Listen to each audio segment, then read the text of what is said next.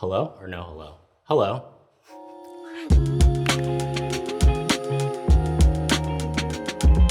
I'm Jay, and I've been a recipe developer here at HelloFresh for just about 2 years. And today we're gonna make a maple and rosemary roasted chicken. I'm just gonna peel a little carrot, we have little potatoes here, and onion.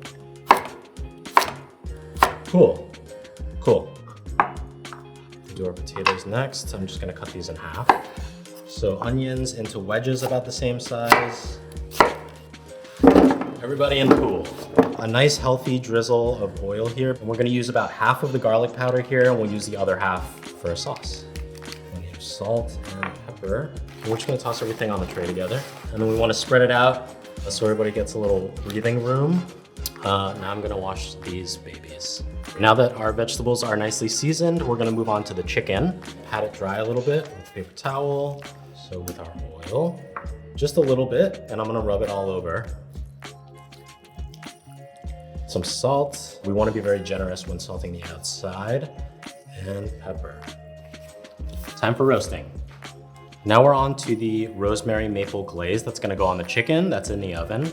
In a pan, we're gonna go in with a little water, some Dijon mustard, maple syrup, rosemary, 3 tablespoons of butter, salt and pepper. Keep it stirring, keep it moving while the butter melts. And we want it to simmer, and even boiling is okay because we want to emulsify the butter.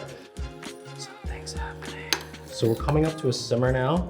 The sauce should become very silky and smooth. So while the maple glaze is doing its thing, we're gonna make a creamy lemon pepper sauce. So it's gonna be a little sour cream and a little mayonnaise, some lemon zest, a little salt, plenty of pepper. We really want pepper to be a flavor in this sauce, and lemon juice.